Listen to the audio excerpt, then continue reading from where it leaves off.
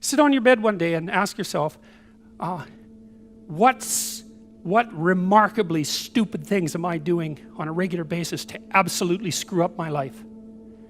And if you actually ask that question, but you have to want to know the answer, right? Because that's actually what asking the question means. It doesn't mean just mouthing the words. It means you have to decide that you want to know. You'll figure that's out so fast it'll make your hair curl.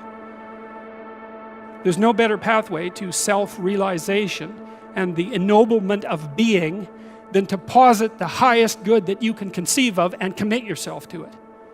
And then you might also ask yourself, and this is definitely worth asking, is do you really have anything better to do? And if you don't, well, why would you do anything else? If you orient yourself properly and then pay attention to what you do every day, that works. And I actually think that that's in accordance with what we have come to understand about human perception, because what happens is that the world shifts itself around your aim. Because you're a creature that has an aim. You have to have an aim in order to do something. You're an aiming creature. You look at a point and you move towards it. It's built right into you. And so you have an aim. Well, let's say your aim is the highest possible aim. Well then, so that sets up the world around you. It organizes all of your perceptions. It organizes what you see and you don't see. It organizes your emotions and your motivations. So you organize yourself around that aim, and then what happens is the day manifests itself as a set of challenges and problems, and if you solve them properly, then you stay on the pathway towards that aim. And you can concentrate on the day. And so that way you get to have your cake and eat it too, because you can point into the distance, the far distance, and you can live in the day. And it seems to me that that makes every moment of the day supercharged with meaning. That's how, because if everything that you're doing every day is related to the highest possible aim that you can conceptualize, well, that's the very definition of the meaning that would sustain you in your life. Well, and then the issue is, well, back to Noah. Well, all hell's about to break loose and chaos is coming. It's like when that's happening in your life, you might want to be doing something that you regard as truly worthwhile. Because that's what will keep you afloat when everything is flooded. And you don't want to wait until the flood comes to start doing that, because if your ark's half built and you don't know how to captain it, the probability is very high that you'll drown. Ask and it shall be given you. Seek and ye shall find. Knock and it shall be opened unto you. For everyone that asketh receiveth, and he that seeketh findeth, and to him that knocketh it shall be opened.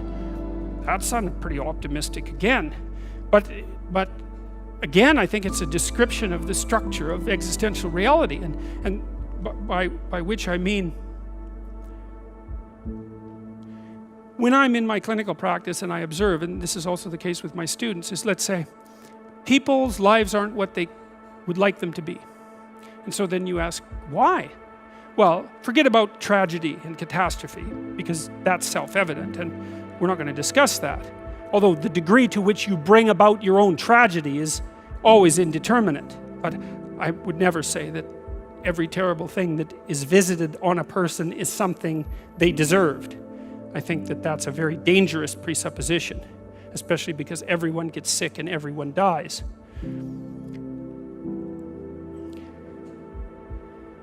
But one of the main reasons that people don't get what they want is because they don't actually figure out what it is.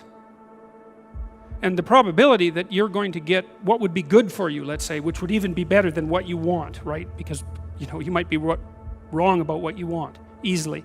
But maybe you could get what would really be good for you. Well, why don't you? Well, because you don't try. You don't think, okay, here's what I would like if I could have it. And I don't mean in a way that you manipulate the world to force it to deliver you goods for status or something like that. That isn't what I mean. I mean something like, imagine that you were taking care of yourself like you were someone you actually cared for. And then you thought, okay, I'm caring for this person. I would like things to go as well for them as possible.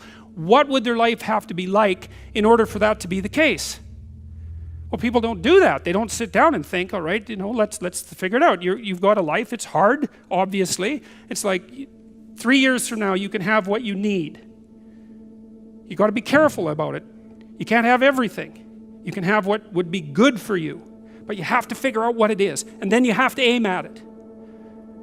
Well, my experience with people has been if they figure out what it is that would be good for them, and then they aim at it, then they get it. And it's strange because it's a strange thing. It's not quite that simple because, you may formulate an idea about what would be good for you, and then you take 10 steps towards that, and you find out that your formulation was a bit off, and so you have to reformulate your goal. So you're kind of going like this as you move towards the goal.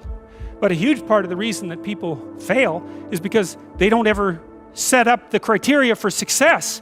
And so, since success is a very narrow line and very unlikely, the probability that you're going to stumble on it randomly is 0.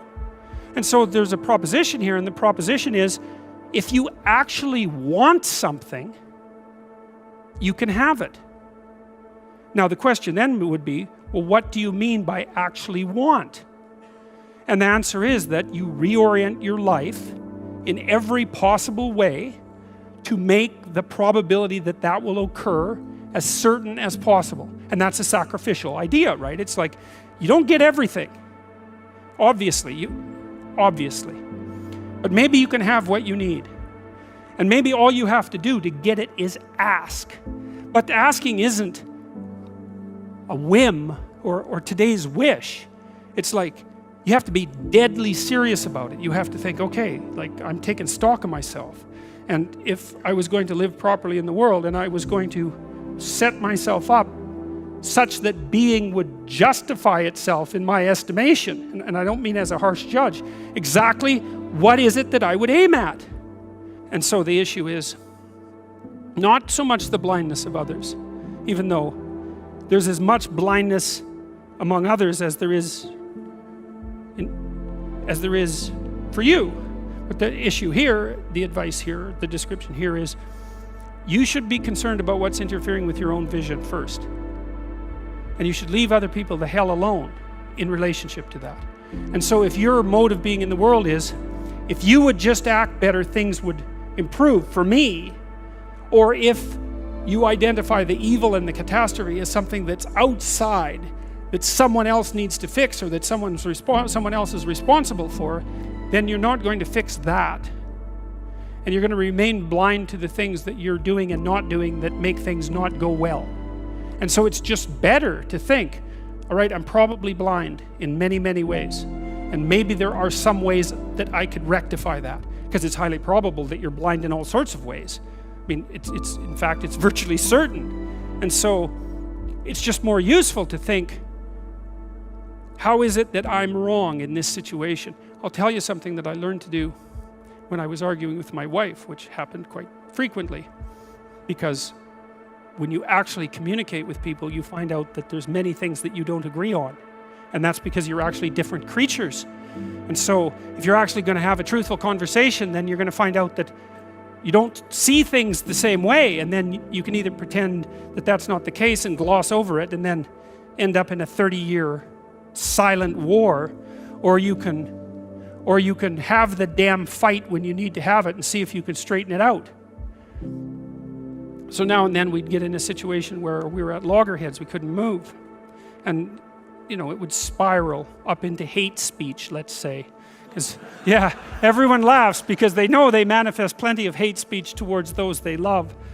So one of the things we learned to do was, when we hit an impasse, was to separate and to go our own ways and to go sit and think, okay, look, we're at this unpleasant situation. We can't figure out how to move forward. I'd always think, of course it's her fault. Obviously it's her fault. At least 95%. But maybe there was something I did that contributed like 5% to it.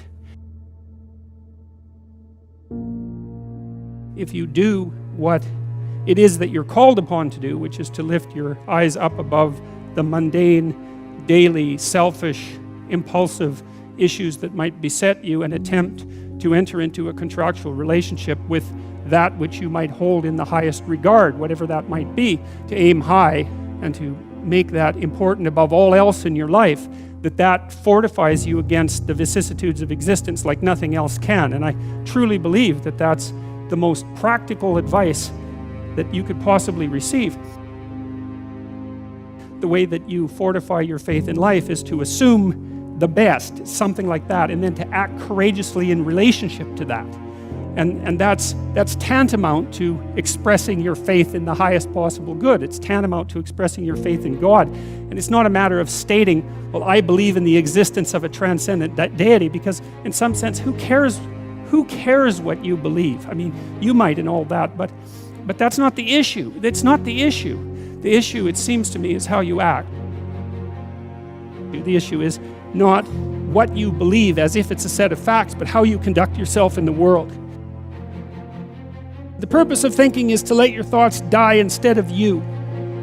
It's a brilliant notion, and so the idea is something like, you can conjure up a representation of yourself. You can conjure up a variety of potential representations of yourself in the future. You can lay out how those future representations of yourself are likely to prevail or fail. You can cull the potential yous in the future that will fail, and then you can embody the ones that will succeed.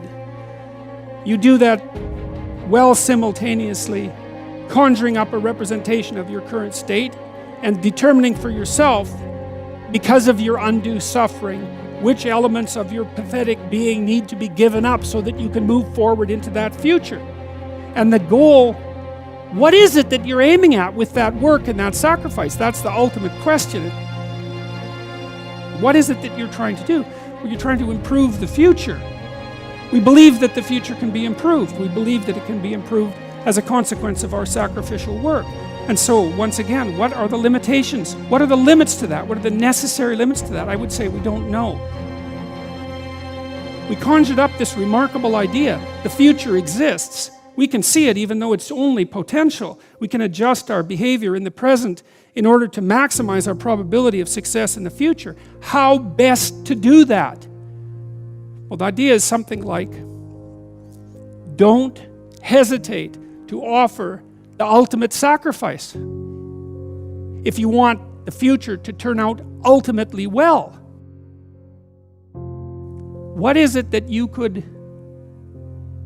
contract for, let's say, if you were willing to give up everything about you that's weak and unworthy?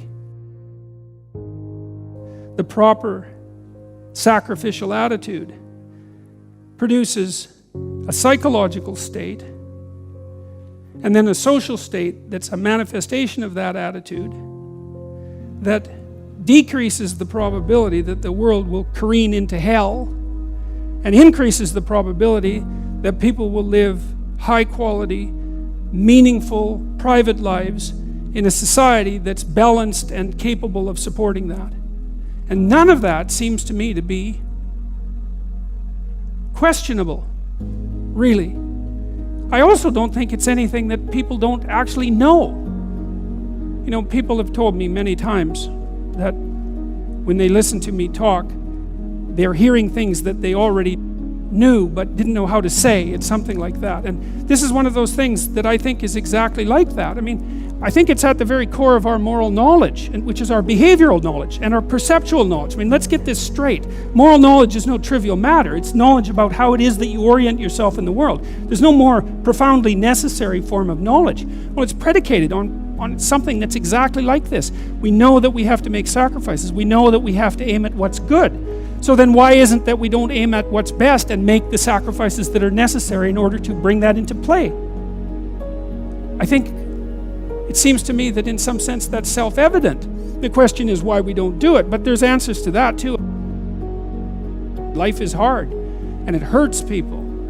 It's rife with limitation, and some of it's arbitrary, and some of it's unjust, and some of it's worse, some of it's malevolent, which is even worse. And it's not surprising that that combination of vicissitude can turn people against being. But I think even when that happens, and even when people have the kind of history that if they revealed to you, you would say, well, it's no wonder you turned out that way. The people who turn out that way still know that it's wrong. They still know that however deep their own suffering, however arbitrary their own suffering, however much that's caused by the malevolence of others, as well as the tragedy of existence, that does not in any way justify their turning away from the good. And I believe everyone knows that. I believe that they know it implicitly, even if they don't allow themselves to know it explicitly. And I believe that if they violate that idea, then they violate themselves, and that they end up in Cain's position, which is the position of the man who's been given a punishment that is too great to bear. Now we're capable of making sacrifices in abstraction, right? To conceptualize a future that we want, to let go of the things that are stopping us from moving forward, and to free ourselves from the chains of our original preconceptions. Pursue pleasure. Follow your impulses. Live for the moment. Do what's expedient. A mountain is something you have to climb, and you have to climb to the pinnacle of a mountain, and the mountain is up, right? And the mountain stretches up to heaven, and it's a long journey to specify the right place on the highest pinnacle.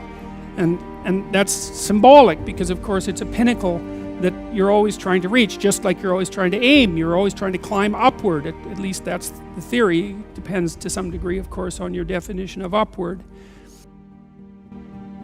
You're supposed to, again, to act out the highest good of which you're capable. Now that'll transform your life to some degree into an archetypal adventure. There's no way around that, because as you attempt to climb a higher mountain, let's say, or to aim at a higher target or something like that, then the things around you will become increasingly dramatic and of import. That happens by necessity, obviously, because if you're aiming at something difficult and profound and you're really working at it, then your life is going to become perhaps increasingly difficult and profound. But that might be okay. That might be exactly what you need as an antidote to the implicit limitations that face you as a human being. The good father is precisely someone who is willing to sacrifice his child to the ultimate good. You have a moral obligation as a parent to encourage your child to go out into the world, right? And to be whoever they can be, to be the best they can possibly be. And in doing that, you're encouraging them to pursue the good. You're sacrificing them to the good. You're not keeping them for yourself selfishly. You're telling them that they can go out and live their life and live it properly. You don't want for your son what it is that you want for him. You want for your son what would be best for him and for the world. And you let go in precise proportion to your desire to have that happen.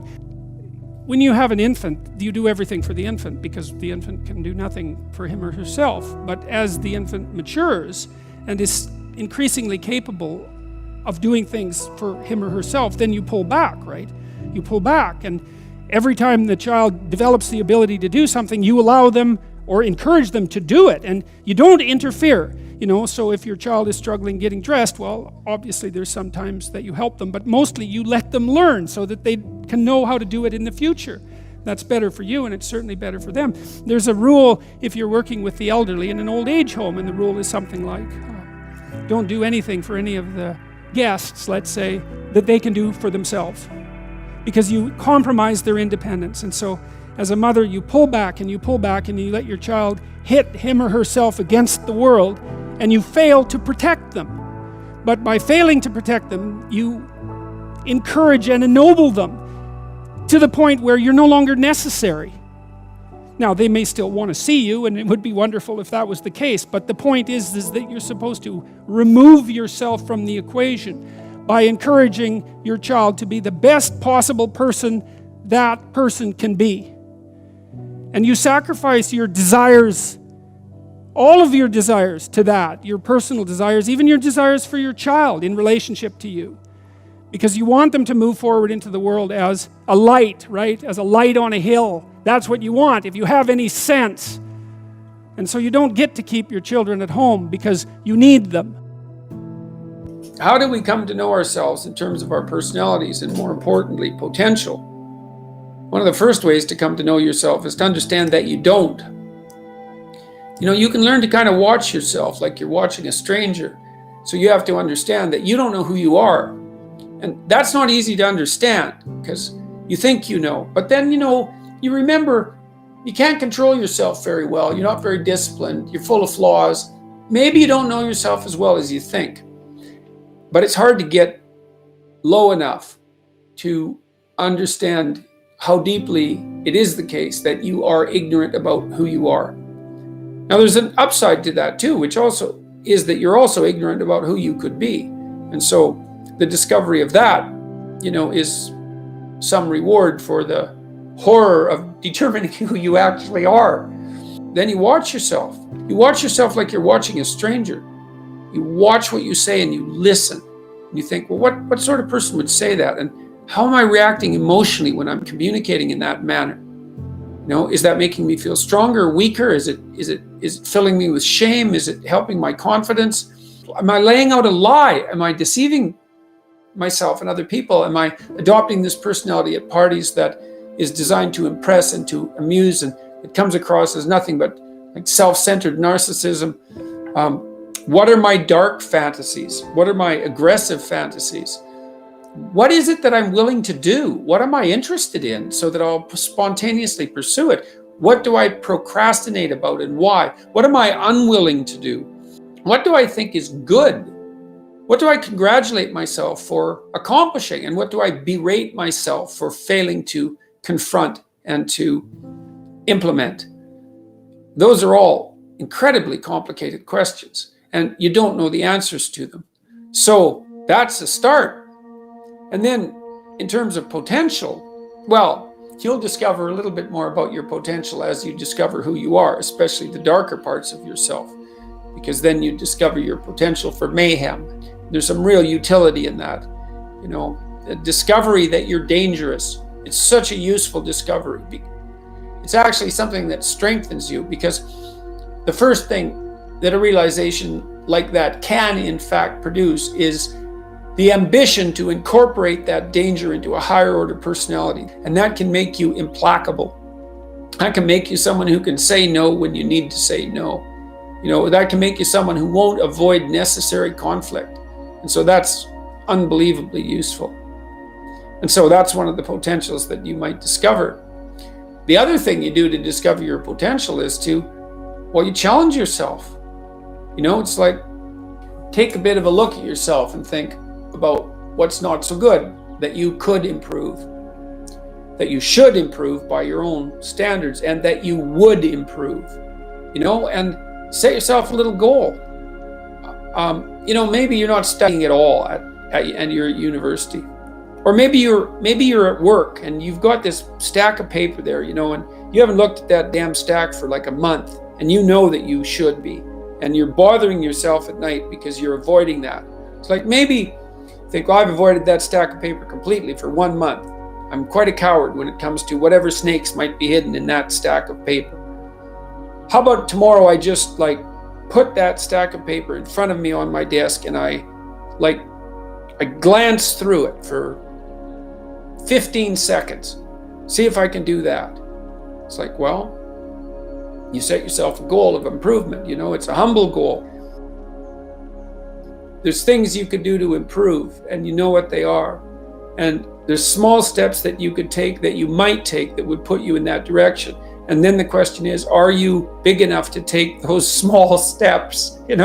Are you capable of grappling with the fact that you're fundamentally flawed to the point where you have to break things down into almost childlike steps in order to manage them? And the answer to that is, yeah, you are.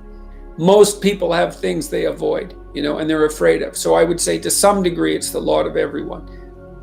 People vary in the degree to which they've conquered that. And you do meet people from time to time who are extraordinarily disciplined. But most of the time they've got disciplined in exactly this manner. It's through slow incremental improvement.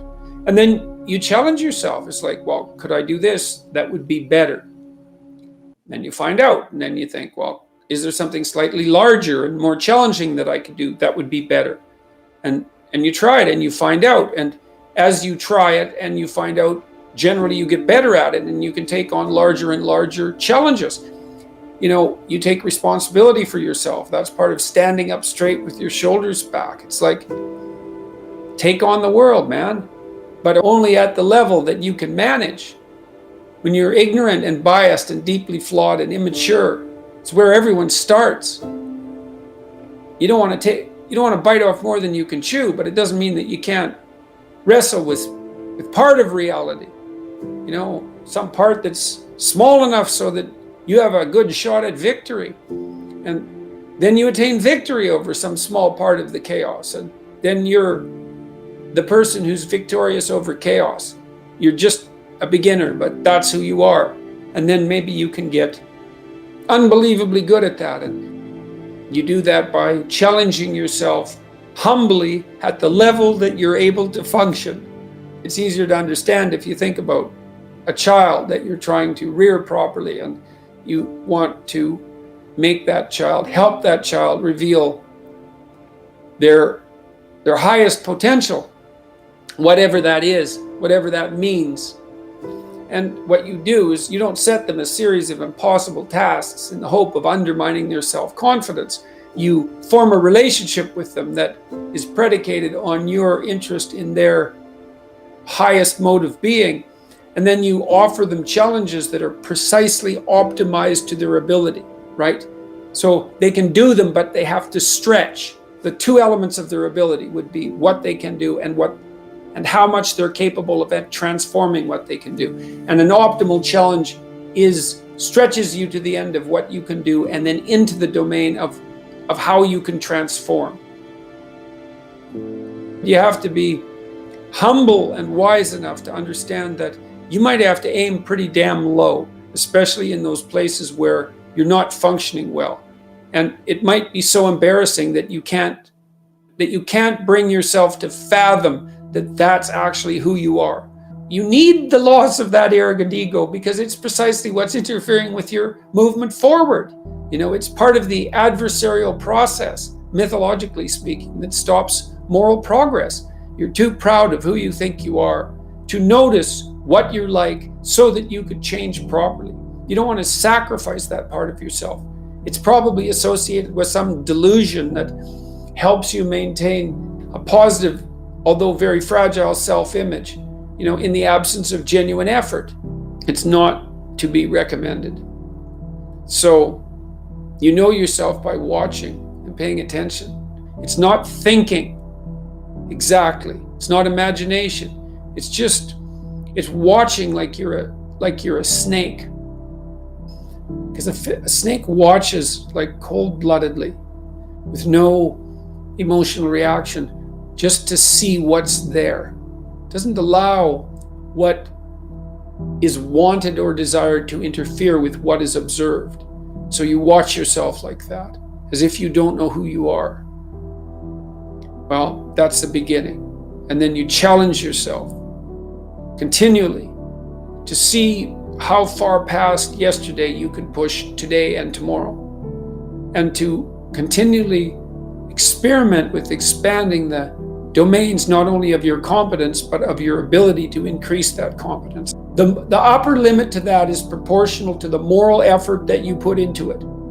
The more that's guided by the highest of all possible visions, right? The alliance with the highest of all possible conceivable good. The more it's accompanied by truth in speech and action, the more you will develop your potential. And I believe that potential to be as unlimited in the upward direction, more unlimited in the upward direction than it is unlimited in the direction that brings people to the political and social hells that so often characterize the world that we inhabit. And so you also, I suppose, have to be willing to undertake that as an adventure, because it's a hell of a thing to bear that kind of responsibility. It takes a person out of the ordinary. It takes them out of themselves. But there's deep meaning to be had in it, and there isn't anything better that you can do. There's this old idea that you go into the abyss. It's an idea that you can gaze into the abyss. You gaze long, and what you find in the abyss is a monster. That's the dragon at the bottom of the abyss, let's say. That's Satan himself, for that matter. But if you go into that as deeply as you can, what you find is you find your fragmented father in a comatose condition, in a desiccated and and separated condition. And then you revivify that. Well, what does that mean? It means something. It means that if you look in the darkness, you find the light. That's one thing it means. And that the light really stands out against the darkness, but that the light is to be found in the darkness. So that's a very interesting thing. That's a quest narrative. But it means more than that. It means something fundamental. So we know, for example, that if you take yourself out of your current state of predictability and safety, and you put yourself in a new situation, you'll learn, right? You'll incorporate new information. So that's a cognitive issue. But that isn't all that happens. What happens is that new genes turn on within you and code for the production of new proteins. And that happens neurologically. New parts of you turn on. And so the idea is that if you can move yourself out into the world and push yourself out against a maximum array of challenges, more and more of you turns on. And then the question would be, well, what would you be if all of you that could be turned on was turned on? And the answer would be, you would be the resurrection of the ancestral father. That's what you would be. And so that's why Christ says, I am the way and the truth and the life, and no one comes to the Father except through me. What that means is that if you take on the unbearable burden of being voluntarily, then that transforms you into the ancestral father. And that's true. And so that's unbelievably optimistic. It's so interesting because it's dark beyond belief. Well, the world is characterized by suffering and by malevolence of a depth that's virtually beyond comprehension. But if you choose to comprehend that, what you discover in that is the light that destroys the darkness. And that's really something to discover. There isn't a discovery that's more profound than that. That's the search for the Holy Grail or the Philosopher's Stone, all of that. If you actually want something, you can have it. Now the question then would be, well, what do you mean by actually want?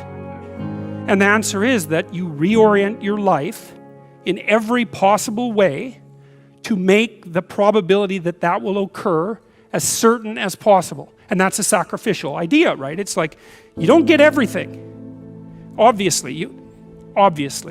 But maybe you can have what you need. And maybe all you have to do to get it is ask. But the asking isn't a whim or today's wish. It's like, you have to be deadly serious about it. You have to think, okay, like I'm taking stock of myself.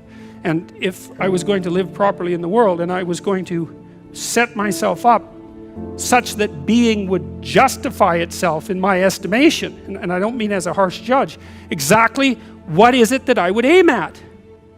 You could try this. This is a form of prayer, knocking. Sit on your bed one day and ask yourself, what remarkably stupid things am I doing on a regular basis to absolutely screw up my life? And if you actually ask that question, but you have to want to know the answer, right? Because that's actually what asking the question means. It doesn't mean just mouthing the words. It means you have to decide that you want to know. You'll figure that's out so fast it'll make your hair curl. You're perfectly capable of thinking. God only knows how. You're perfectly capable of immense feats of imagination and dream and fantasy. God only knows how you do all of that. What would happen if you consulted yourself about the best possible outcome for you? You might get an answer. In order for us to set things right, we have to understand that we have to take on that burden of ultimate responsibility. Not only as if it's ours, which it is, but as if there isn't anything better that we could do. And you have an ethical obligation to lift the heaviest load you can possibly conceive of. And that's the primary call to adventure in life. You need a meaning in your life to forestall the suffering and to make you strong enough to resist malevolence. Where's the meaning to be found? Rights, impulsive pleasure, and happiness? No. Responsibility? Oh, who would have guessed that? It's not part of the narrative. What makes life worth living is to pick up, take its catastrophe and embrace it and carry it, and to realize through that process who you are. When I talk to audiences about the relationship between responsibility and meaning, they inevitably go dead silent. There's not a rustle, there's not a cough. It's like, Is that the secret? Is that the secret? Is that it's the voluntary adoption of responsibility? It's like, well, that's the central message of the West. It's like to pick up your cross and bear it, you know, and everyone's been told that, but they don't know what it means because it's not been articulated enough so that it becomes something that's practical. It's like, yes, look at the terrible responsibilities you have right in front of you. Your family is hurting. You're in trouble. There's problems in the world. It's like all of that's right there. And all you have to do is take responsibility for it. And then you've got what you need. It's something so magnificent that happiness pales in comparison. And so it's thin gruel happiness. And young people know that. They're pursuing hedonistic pleasure. And you know, no wonder. But there's nothing in it that's sustaining. And all it does is make you cynical. It's like, that's all there is? Another one-night stand? Another binge party? You know, and it's not like I have anything in principle, against some of that exuberant, youthful hedonism. Look, the universities have turned into places of parties. Why? Well, because that's what the students find best to do there. Well, that's not good. What you want to offer them is a reason to not party. It's like, no, you got to understand. You come to this class hungover. You're not going to be able to get it. You're not going to be able to write properly. You're going to pay a price for that hedonism. It's like, and the price will be too high for you to bear. It's like, oh, well, enough hedonism for me then. Like, I've got something important to do. That's the way out of that.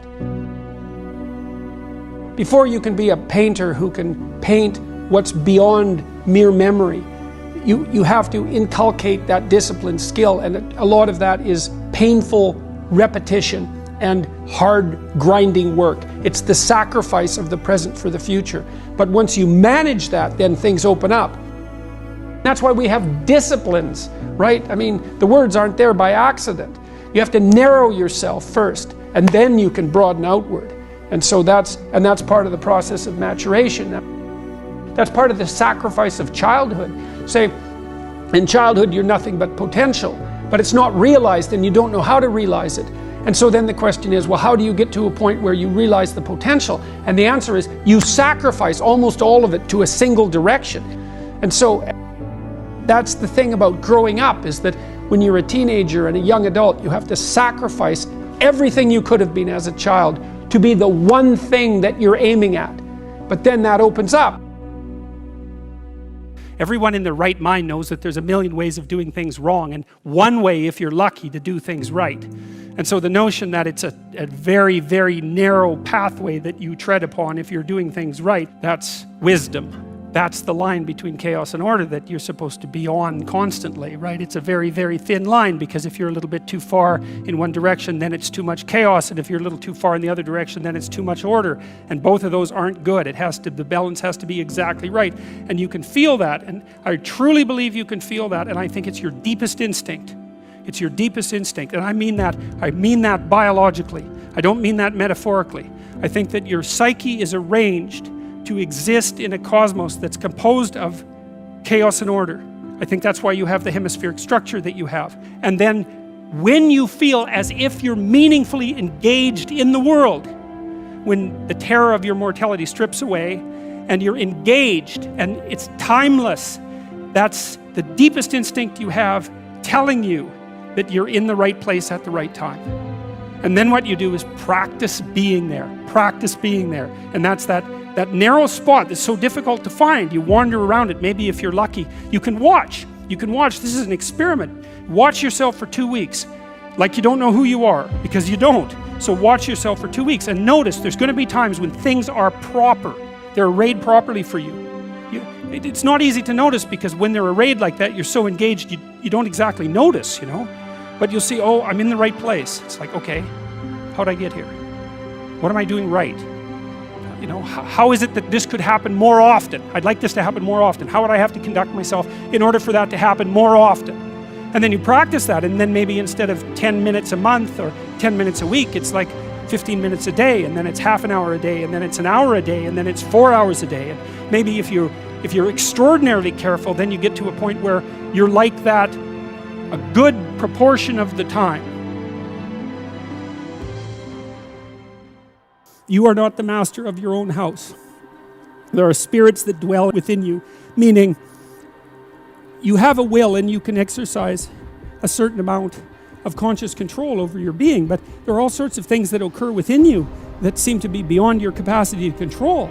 Your dreams, for example, that's a really good example, or your impulses, for example. You might think of those as so foreign from you that you don't even want them to be part of you.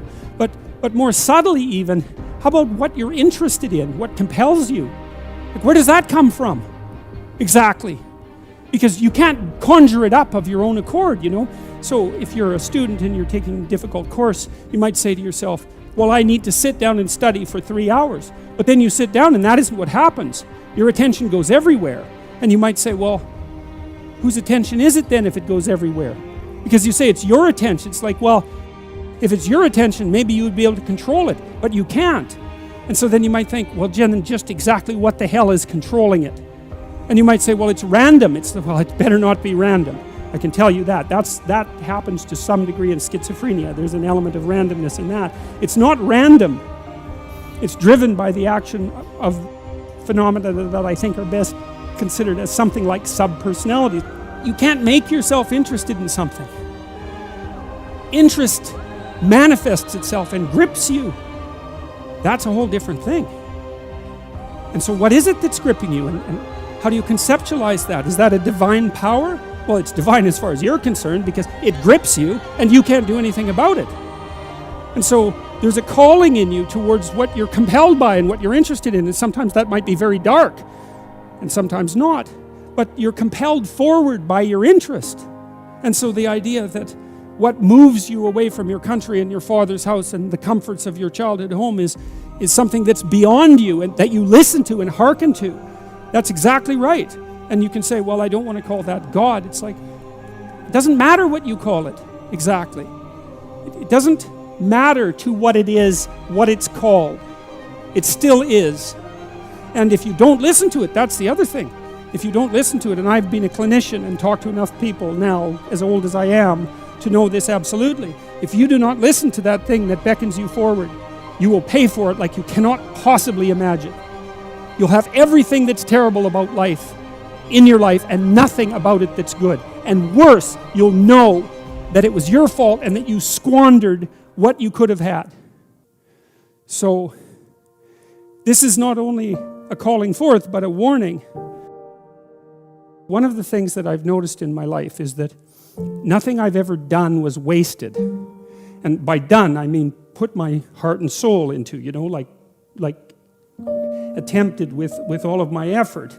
That always worked. Now, it didn't always work the way I expected it to work. That's a whole different issue. But the payoff from it was always positive. Something of value always accrued to me when I made the sacrifices necessary to do something worthwhile. Go somewhere you don't understand. You have to go into the unknown. And that's God's first command. Go into the unknown. Because you already know what you know. And that's not enough unless you think you're enough. And if you're not enough and you don't think you're enough, then you have to go where you haven't been. Get away from your family enough so that you can establish your independence. And that isn't because there's something wrong with your family, but it means get away.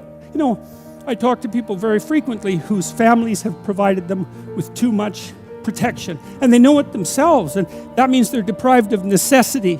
And you have to get yourself away from your dependency in order to allow necessity to drive you forward. And that's to become independent and to become mature. We've been fed this unending diet of rights and freedoms, and there's something about that. There's something about that that's so pathologically wrong. And people are starving for the antidote, and the antidote is truth and responsibility, right? And it isn't because that's what you should do in some I know better or someone knows better for you what you should do sense. It's that's the secret to a meaningful life, and without a meaningful life, then all you have is suffering and nihilism and despair and all of that and self-contempt, and that's not good. And it's necessary for men to stand up and take responsibility.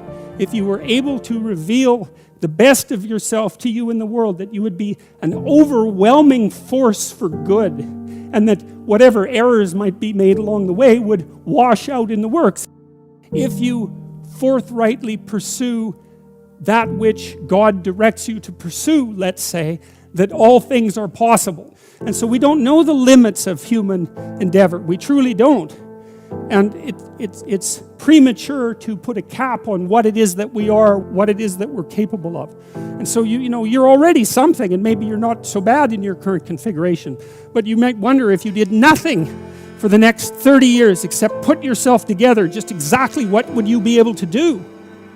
And you might think, well, that's worth finding out. But of course, that's the adoption of responsibility. There's lots in the world to fix. Everything that bothers you about the world and about yourself should be fixed, and you can do that. I have a friend. He lives in Montreal. His name is James Simon. He's a great painter, and he's taught me a lot of things. He's helped me design my house and beautify it. And I bought some paintings from him a couple of years ago. And he did this series of paintings where he went around North America and stood in different places, and then he painted the view from here down. And so it's his feet planted in different places, on roads, in the desert, on the ocean. Yeah, well, you know, he was trying to make a point, and the point was that wherever you are, it's worth paying attention. And that's because, you know, so all these places that he visited, he looked at exactly where he was, standing by the side of the road in the desert. Sort of mundane in some sense, but then maybe he put 40 hours into that painting, you know, and it's very, very realistic painting with really good light. And what he's telling you as a painter is everything is worth paying attention to an infinite amount, but you don't have enough time. And so the artist does that for you, right? The artist looks and looks and looks and looks and looks and then gives you that vision. And so then you can look at the painting and it reminds you that everything that there is right where you are. And that's a hard thing to realize, but it's actually true. And so I've been telling people online in various ways and in lectures that they should start fixing up the world by cleaning up their room. How you would like your life to be, what you would like your character to be 3 to 5 years down the road, if you were taking care of yourself like you were taking care of someone that you actually cared about. So you kind of have to split yourself into two people and treat yourself like someone you have respect for and that you want the best for. And that's not easy, because people don't necessarily have respect for themselves, and they don't necessarily want what's the best for themselves, because they have a lot of self-contempt and a lot of self-hatred, a lot of guilt. I think you have an obligation, it's one of the highest moral obligations, to treat yourself as if you're a creature of value. How you would like your friendships to be conducted. Because it's useful to surround yourself with people who are trying to move forward, and more importantly, who are happy when you move forward and not happy when you move backwards. Not when you fall, that isn't what I mean, but when you're doing self-destructive things, your friends shouldn't be there to cheer you on. You look at the world through a story. You can't help it. And the story is what gives value to the world, or the story is what you extract from the value of the world. You can look at it either way. You're somewhere and it's not good enough. Right? That's the eternal human predicament. Wherever you are isn't good enough. And to some degree, that's actually a good thing, because if it was good enough, well, there's nothing for you to do. So it's actually maybe a good thing that it's insufficient. And that might be why sometimes having less is better than having more. And I don't want to be a Pollyanna about that. I mean, I know that there's deprivation that can reach to the point where it's completely counterproductive. But it isn't always the case that starting with little is... If you start with little, you start with more possibility. It's something like that. So you move always from what's unbearable about the present to some better future, right? And if you don't have that, then you have nothing but threat and negative emotion. You have no positive emotion, because the positive emotion is generated in the conception of the better future and then the evidence that you generate yourself that you're moving towards it. That's where the positive and fulfilling meaning of life comes. So you want to set up this structure properly. It's very, very important. And so what it means is that you want to be going somewhere that's good enough so that the going is worth the while. And you can ask yourself that. And, well, we know what's wrong with life. It's rife with suffering and insufficiency and deception and evil. It's all of that, obviously. Okay, what would make the journey worthwhile? Well, you can ask yourself that. It's like, all right, in order to bear up under this load, what is it that I would need to be striving to attain? And if you ask yourself that, that's to knock and the door will open. That's what that means. If you ask yourself that, then you will find an answer, and you'll shrink away from it. You'll think, well, there's no way I could do that. It's like, well, you don't know what you could do. You don't know what's possible. And you're not as much as you could be. And so God only knows what you could do and have and give if you sacrificed everything to it. You have to sacrifice that which is most valuable to you currently that's stopping you. And God only knows what that is. It's certainly the worst of you. It's certainly that. And God only knows to what degree you're in love with the worst of you. Resentment is a key human motivation, and I would say it's a great teacher. To listen to your resentment is one of the best things you can possibly do. Resentment only means one of two things. It means either like shut the hell up, grow up, quit whining and get on with it. That's one thing it means. Or someone is playing the tyrant to you, might even be you, and you have something to say and do that you should say and do to put it to a stop. And so maybe resentment can show you the pathway to doing that. Like a resentful person wants other people to change. And if you're resentful, then your motivations aren't trustworthy. In fact, they're very, very dark. And what should you do instead? How do you treat your own resentment? I would say, well, Solzhenitsyn, who I'm a great admirer of Solzhenitsyn, his book, The Gulag Archipelago, was one of the things that brought down the Soviet Union. And he said that one man who stopped lying could bring down a tyranny. And, you know, he said that with some authority.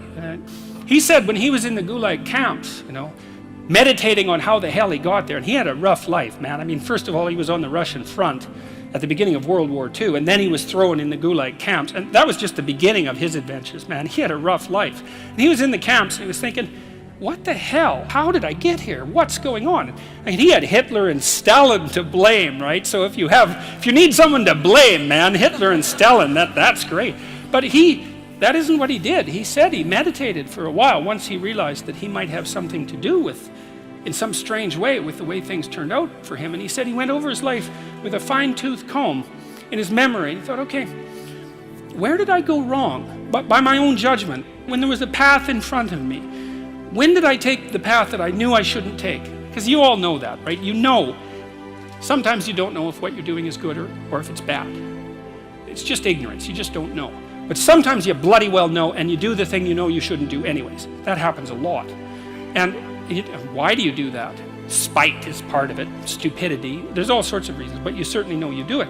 Solzhenitsyn thought, okay, well, what would happen if I took responsibility for where I am in this concentration camp, and then I went over my whole life and tried to figure out all the things I did that were wrong by my own estimation that increased the probability that I would get here, and then what would happen if I tried to set them all right now in the present? And that's why he wrote the Gulag Archipelago. And one of the consequences of that, as I said, was it sped the dissolution of the Soviet Empire. So, hey, that's not bad, eh? Like, you make a real confession, you really repent, you do your penance, which is writing this book, and you completely change the geopolitical landscape of the world. It's like, and that's worth thinking about, because it's not only Solzhenitsyn who did that. Nelson Mandela did something quite similar. It's not so impossible. And so the idea that what you should do if you're feeling resentful about the nature of being or suffering too much for your own life, let's say, is straighten the damn thing out. Like, seriously, try it for a year even. Try it for a week. Try not doing the things you know you shouldn't do. Try not saying the things you know to be false. And just watch what happens. You might as well give it a shot, right? Because you say, well, I'm all in for a year. You know, I'm going to do things right. And then I'll just stand back and I kind of watch how things unfold. And maybe I'll reconsider at the end of that year. It's like, try it. Try it. I mean, I would say I've had thousands of letters now from people who are saying, hey, I tried that, you know, and hey, you know, it worked. I read this great line in a T.S. Eliot play called The Cocktail Party. And in it, this woman comes up to a psychiatrist and she says, you know, I'm having a really rough time of it. I'm suffering badly. My life is not going well. And then she says, I hope that there's something wrong with me. And the psychiatrist says, well, what the hell do you mean by that? And she says, well, here's how I look at it. There's either something wrong with the world, and I'm just in it, and that's how it is. And then, like, what am I going to do about that? Because it's the whole world. Or maybe I could be fortunate, and there's something wrong with me that's causing all this unnecessary suffering. And if I could just set it right. I could learn, and I could set it right. And so, well, I've been thinking about that for a very long time. And I think, well, if your life isn't going the way it is, you know, you can find someone else to blame, which is pretty convenient for you and also relatively easy. Or you could think, okay, I don't like life. I don't like the way my life is unfolding. Maybe I don't like life in general because it's tragic and tainted with evil. How do I know if my judgment is accurate? And the question is, well, have I really done everything I possibly could to set my life straight? Because maybe I shouldn't be judging its quality or the quality of life itself or being itself for that matter if I haven't done everything I possibly could to set my life straight. Well, so there's a task. The humility element is, it took me a long time to understand why there's religious injunctions supporting humility, to even understand what the word really meant in that sort of technical sense. And it means something like this. It means what you don't know is more important than what you know. Then what you don't know can start to be your friend, you see. People are very defensive about what they know. But the thing is, you don't know enough. And you can tell you don't know enough because your life is not what it could be, and neither is the life of the people around you. You just don't know enough. And so what that means is that every time you encounter some evidence that you're ignorant, someone points it out, you should be happy about that because you think, oh, you just told me how I'm wrong. It's like, great. Like maybe I had to sift through a lot of nonsense to get through the real message that you're telling me, but if you could actually tell me some way that I'm wrong and then maybe give me a hint about how to not be wrong like that, well then I wouldn't have to be wrong like that anymore. That would be a good thing, and you can embark on that adventure by listening to people. And if you listen to people, they'll tell you amazing things if you listen to them, and many of those things are little tools that you can put in your toolkit like Batman, and then you can go out into the world and use those tools, and you don't have to fall blindly into a pit quite as often. And so the humility element is, well, do you want to be right or do you want to be learning? And it's deeper than that. It's, do you want to be the tyrannical king who's already got everything figured out, or do you want to be the continually transforming hero, or fool for that matter, who's getting better all the time? And that's actually a choice, you know. It's a deep choice, and it's better to be the self-transforming fool who's humble enough to make friends with what he or she doesn't know and to listen when people talk. And listening is a transformative exercise. Like if you listen to the people in your life, for example, if you actually listen to them, they'll tell you what's wrong with them and how to fix it and what they want. They can't even help it if you start listening, because people are so shocked if you actually listen to them that they tell you all sorts of things that they might not have even intended to, things they don't even know. And then you can work with that. And the other thing that's so interesting, you know, now and then you have a meaningful conversation, right? You have a good conversation with someone, you walk away and you think, geez, you know, we really connected, and I know more than I did when I came away from that conversation. And during the conversation, you're really engrossed in it. And that feeling of being engrossed is a feeling of meaning, and the feeling of meaning is engendered because you're having a transformative conversation. So your brain produces that feeling of meaning for you. It says, oh yeah, this is exactly where you should be right here and now. It's the right place and time for you. And that's a great place to occupy. And so a good conversation where people are listening has exactly that nature. And the reason it has that nature is because it is in fact transformative. It's one of the truisms of clinical psychology. Like if you're a clinical psychologist, a huge part of what you do is just listen to people. It's like, you know, they come in, they're unhappy, and they'd rather not be, something like that. You say, well, why do you think you might be unhappy? And they don't know. They have some ideas, and they may have to ramble around for like a year before they figure out why they're unhappy. They get rid of a bunch of reasons why they thought they were unhappy that are untrue, and then you kind of get to the heart of the problem. And then you might ask them, well, if you could have what you wanted so that your life would be okay, what would that look like? Then they have to ramble around a bunch about that because they don't really know. But the listening will straighten them out because people think by talking. And in order to think, you have to have someone to listen, because it's very hard to think. Hardly anyone can think. And even the people who can think can only think about a limited number of things. But almost everybody can talk. And you can listen to yourself talk, and if someone listens to you, then you also have a foil for your thoughts, right? Because you can watch the person when you're talking and see if you're boring or see if you're amusing or if you're engrossing, all of those things. So like if you're arguing with your wife, let's say, or your husband, big party is going to want to win. That's stupid because you don't want that. You want to defeat your wife in an argument. Oh, well, great. Like if she was going to disappear tomorrow, no problem. But like you're going to like live with defeated, miserable her for the next week? That's no good. So you listen and you think, okay, well, here's what I think you said, and maybe even make it a little stronger and more elaborated than was the case with the original utterance, so that you get the damn argument right. And because you don't want to win, you want to fix the problem. That's the winning.